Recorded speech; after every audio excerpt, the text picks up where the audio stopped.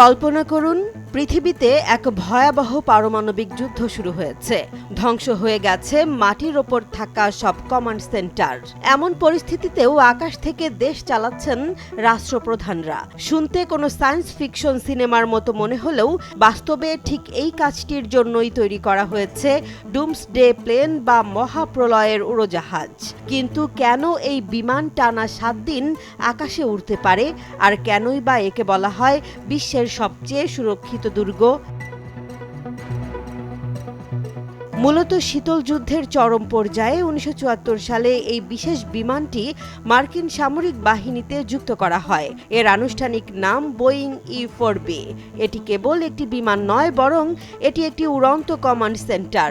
যদি কখনো যুক্তরাষ্ট্রের পরিস্থিতি নিয়ন্ত্রণের বাইরে চলে যায় কিংবা স্থলভাগের যোগাযোগ ব্যবস্থা ধ্বংস হয়ে যায়, তবে আকাশ থেকেই পুরো দেশের সামরিক ও প্রশাসনিক তদারকি নিশ্চিত করবে এই ডুমসডে প্লেন। এই বিমানের সক্ষমতা সাধারণ যে কোনো যুদ্ধ বিমানের চেয়ে অনেক বেশি। এতে রয়েছে ৬৭টি শক্তিশালী অ্যান্টেনা, যা বিশ্বের যে কোনো প্রান্ত থেকে এমনকি সমুদ্রের গভীরে থাকা সাবমেরিনের সাথেও যোগাযোগ রক্ষা করতে সক্ষম। সবচেয়ে অবিশ্বাস্য বিষয় হল, এটি তড়িৎচুম্বকীয় স্পন্দন বা ইলেকট্রোম্যাগনেটিক পালস প্রতিরোধ করতে পারে। অর্থাৎ আশপাশে কোনো পারমাণবিক বিস্ফোরণ হলেও এর ভেতরের কম্পিউটার বা ইলেকট্রনিক সিস্টেম বিকল হবে না। বর্তমানে মার্কিন বিমান বাহিনী 5টি বোয়িং 747 থেকে 8 বিমানকে পুনর্গঠনের কাজ করছে, যার পেছনে ব্যয় ধরা হয়েছে প্রায় 13 বিলিয়ন মার্কিন ডলার।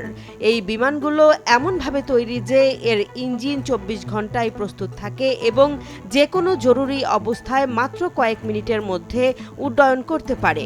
আকাশে থাকা অবস্থায় এটি অন্য বিমান থেকে জ্বালানি নিতে পারে বলেই এটি টানা 1 সপ্তাহ বা 7 দিন মাটিতে না নেমে উঠতে সক্ষম।